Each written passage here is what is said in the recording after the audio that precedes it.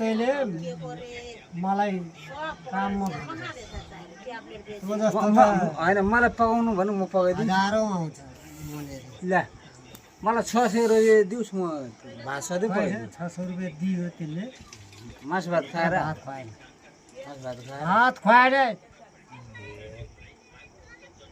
मलाई एकै छ मासु भात खुवाएर दियो म 600 तँलाई त 1500 रुपियाँ दिन्छ जा न मासु भात पनि पाउँछ तर दादाभाइ जस्तो पैसावाली कोही पनि छैन बोमन काकालाई त खुले थिएन तर यत्रो गाउँमा यादव अनि टोली त्यो बहिरीको घरमा पनि बहिरीले 250 रुपियाँ दिँदा पनि दिएन तपाईँ त ज्वाइँ चेला के अरे तपाईँ त जेठा चाहिँ भएर नदियो त्यो कुरा होइन के ल हामी 8 बजे गएको थियौँ होइन त्यो दिन 8 बजे आयो भनेर तपाईँले त राम्रै तरिकाले दिएछ त जेठा पैसा दिएछ जेठा चाहिँ तपाईँ जस्तो जेठाको त्यो गोलेको दिएछ तपाईँ त कर्मचारी के लगाएको थियो अनि त्यो दुईटाको चाहिँ काममा भने नि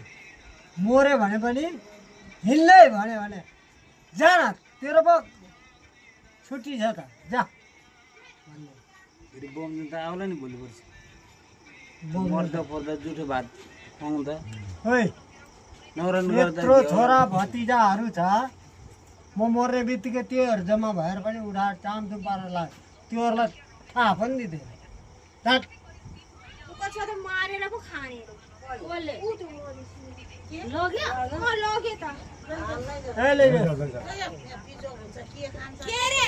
तिमीहरूले खाँदैन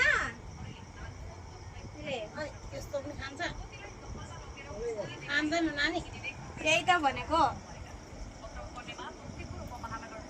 तुलसी फुलको पो रहेछ सारा अनि दादाले दिन तपाईँलाई के नदियो तपाईँले झगडा गर्यो त्यो झगडा त्यो नदिएको त्यसलाई काट्रै किन्नु न उसलाई चाहिँ दिन तपाईँलाई किन दिएँ त तपाईँ झगडा गरी